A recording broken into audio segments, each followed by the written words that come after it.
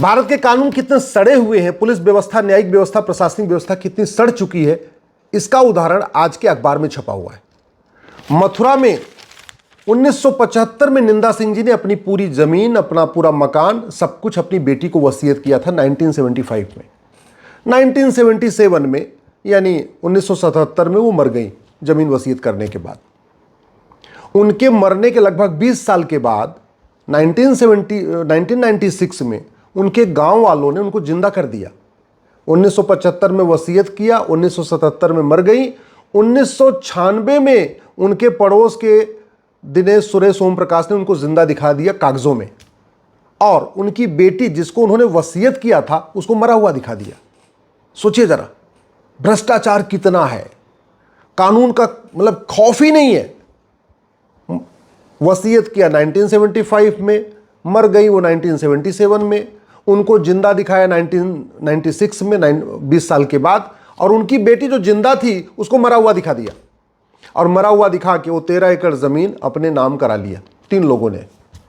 उसके बाद 1996 से उनकी बेटी विद्या जो जिंदा थी वो अपने आप को जिनको मरा हुआ दिखा दिया गया था वो जिंदा होने का सबूत पेश कर रही थी। 29 साल 1996 से लेके अभी 3 दिन पहले तक 2025 तक वो कोर्ट में लड़ती रही और कागज़ दिखाती रही कि मैं ज़िंदा हूँ, लेकिन अपने आप को ज़िंदा साबित नहीं कर पाई और अब वो भी चली गई।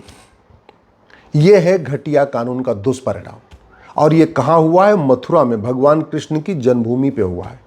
इसलिए मैं बार बार कहता हूँ, डॉक्टर बहुत अच्छा हो, जब तक दवाई नहीं बदलेगी बीमारी ठीक नहीं होगी।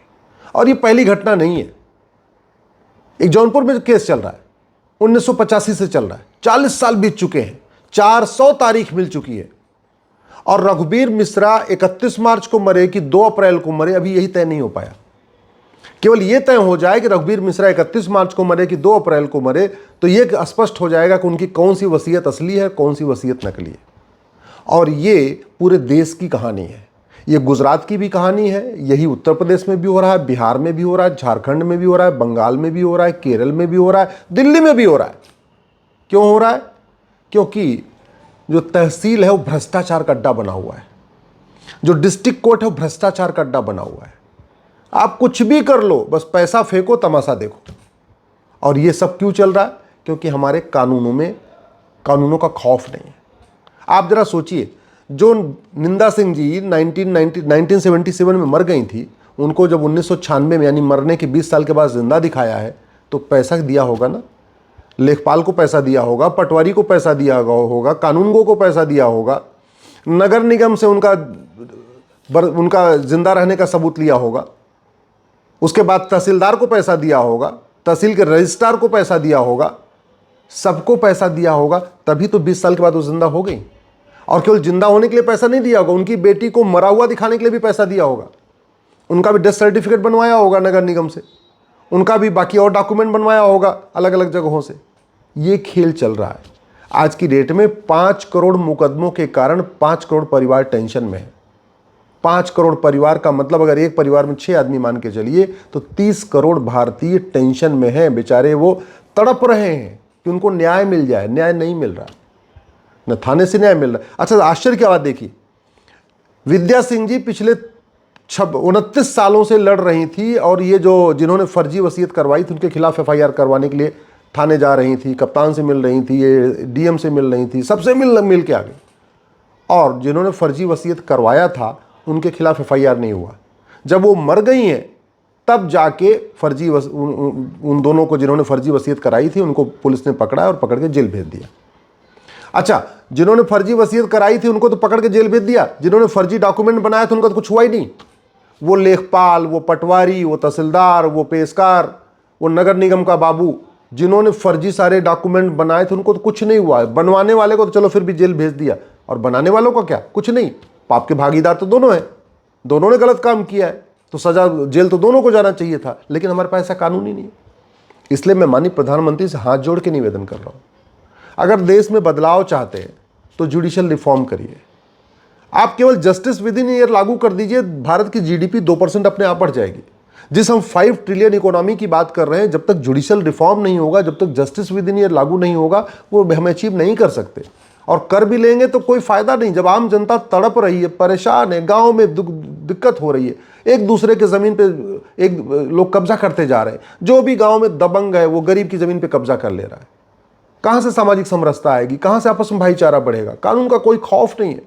जो दबंग है वो गरीब के खिलाफ FIR कर दे रहा है, और जो गरीब है बेचारा वो चाह के भी FIR नहीं करवा पा रहा। विद्या सिंह आखिर लड़ी ना, 29 साल लड़ी है, FIR नहीं करवा पाई। हाँ, मर गई तब जाके FIR हो गया।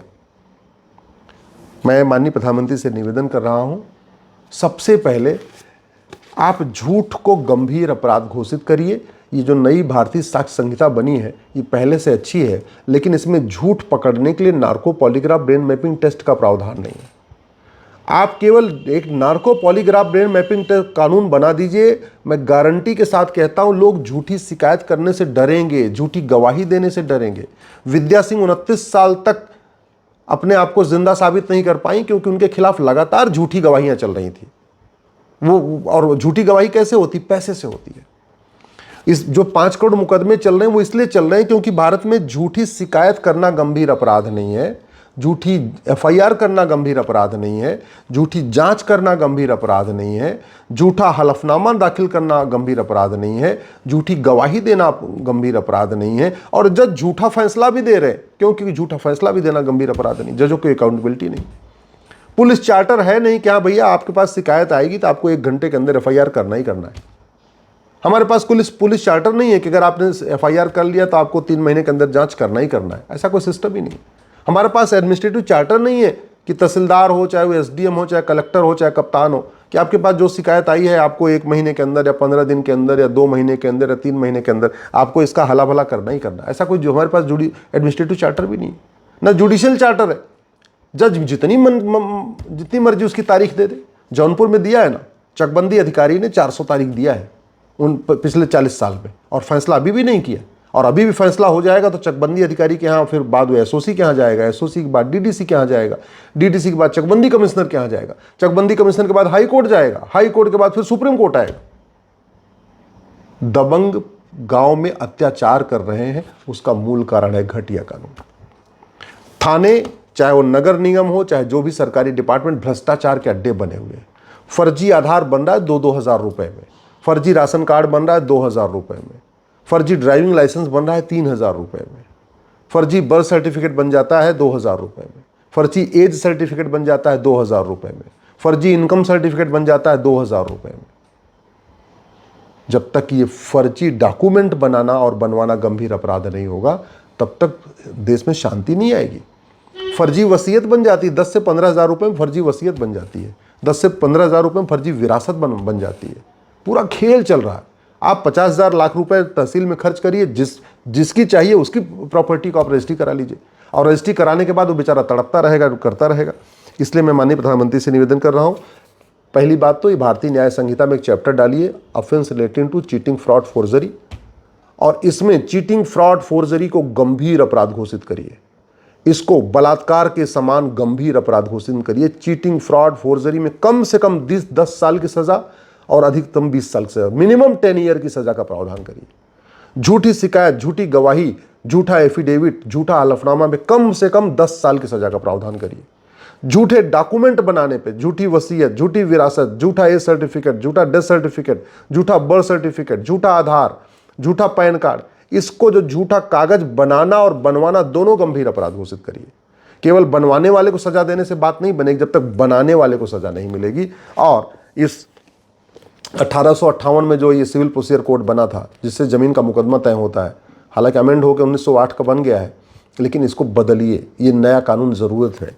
आप प्रॉपर्टी को आधार से लिंक करिए। 1861 का पुलिस एक्ट बदलिए, भारत में पुलिस रिफॉर्म करिए, पुलिस चार्टर लागू करिए। ये रिप्रेजेंटेशन ऑफ पीपल एक्ट को बदलिए। भ्रष्टाचारियों के चुनाव लड़ने, पार्टी बनाने, पार्टी पदाधिकारी बनने पर आजीवन प्रतिबंध की व्यवस्था करिए। ये सिटीजनशिप एक्ट बदलिए। भ्रष्टाचारियों की नागरिकता खत्म करने के लिए इसमें अमेंड करिए, इसको प्रावधान करिए। जब तक भ्रष्टाचारियों की नागरिकता नहीं खत्म होगी तब तक खौफ नहीं पैदा होगा। ये अनलॉफुल एक्टिविटी नाम है इसका, अनलॉफुल एक्टिविटी, भ्रष्टाचार अनलॉफुल एक्टिविटी है ही नहीं। इसको बदलिए भ्रष्टाचारियों पे, जिससे UAPA लगाया जा सके। यह है नेशनल सिक्योरिटी एक्ट। राष्ट्र की सुरक्षा के लिए जो सबसे बड़ा खतरा है वो भ्रष्टाचार, चाहे जासूसी हो चाहे गद्दारी, सब पैसे के लिए की जाती है। तो राष्ट्र की जो एनएसए है ना, इसको बदल के इसमें भ्रष्टाचार को राष्ट्र की सुरक्षा के लिए खतरा घोषित करिए। ये प्रिवेंशन ऑफ करप्शन एक्ट, सड़ा हुआ कानून, ऐसा सड़ा हुआ कानून कि लोगों को भ्रष्टाचार करने में कोई खौफ ही नहीं पैदा है, इसको बदलिए। ये बेनामी प्रॉपर्टी एक्ट, खूब लेन देन चल रहा है, खूब तहसील में लेन देन चल रहा है, सब कुछ चल रहा है। क्यों? कानून इस सड़ा हुआ है, कानून का कोई खौफ नहीं है। ये मनी लॉन्ड्रिंग के जरिए ज़बरदस्त पूरा खेल चल रहा है। क्यों? क्योंकि कानून सड़ा हुआ है और कानून अब इसको बदलने की ज़रूरत है। शिक्षा में संस्कार देंगे, उससे भी भ्रष्टाचार फर्क पड़ेगा। तो राइट टू एजुकेशन को भी बदलना पड़ेगा। ये पूरा जो कालाधन का कारोबार चल रहा है, क्यों चल रहा है? क्योंकि कानून सड़ा हुआ है, कानून घटिया है। मैं माननीय प्रधानमंत्री जी से हाथ जोड़ के निवेदन कर रहा हूँ, भारत में अगर शांति चाहते हैं, खुशहाली चाहते हैं, तो कानूनों को बदलिए। बिना कानून बदले कोई परिवर्तन नहीं आएगा। गांव में जो अशांति है, जो लोग खुश नहीं है, उसको इसलिए नहीं है क्योंकि कानून हमारे सड़े हुए हैं, कानून हमारे घटिया हैं। गांव में जो सामाजिक समरसता टूटी हुई है, उसका मूल कारण है घटिया कानून। गरीब जो परेशान है, उसका मूल कारण है घटिया कानून। किसान, मजदूर, सब लोग परेशान है सड़ी हुई न्यायिक व्यवस्था से। इवन व्यापारी भी परेशान है, मिडिल क्लास परेशान है, अपर क्लास परेशान है, एलिट क्लास परेशान है। कोई ऐसा, हिंदू भी परेशान है, मुसलमान भी परेशान है, पारसी भी परेशान है, ईसाई भी परेशान है, ब्राह्मण भी परेशान है, क्षत्रिय भी परेशान है, वैश्य भी परेशान है, दलित भी परेशान है। किससे परेशान है? घटिया कानूनों से। पुलिस रिफॉर्म करिए, जुडिशियल रिफॉर्म करिए, एडमिनिस्ट्रेटिव रिफॉर्म करिए, पुलिस चार्टर लागू करिए, जुडिशियल चार्टर लागू करिए, एडमिनिस्ट्रेटिव चार्टर लागू करिए। और मैं गारंटी के साथ कहता हूँ, सारे मुकदमे अपने आप खत्म हो जाएंगे और मुकदमों का फैसला 6-6 महीने में होगा। जस्टिस विद इन ईयर, 1 साल तो मैं ज़्यादा बता रहा हूँ, मैं गारंटी के साथ कहता हूँ 6-6 महीने के अंदर मुकदमों का फैसला शुरू हो जाए। अगर झूठ को गंभीर अपराध घोषित किया जाए, झूठे कागज बनाने और झूठे कागज बनवाने को गंभीर अपराध घोषित किया जाए, भ्रष्टाचारियों की 100% संपत्ति जब्त करने, नागरिकता खत्म करने, आजीवन कारावास देने के लिए कानून बना जाए, भारत में रामराज्य आ जाएगा, सारे फर्जीवाड़े बंद हो जाएंगे।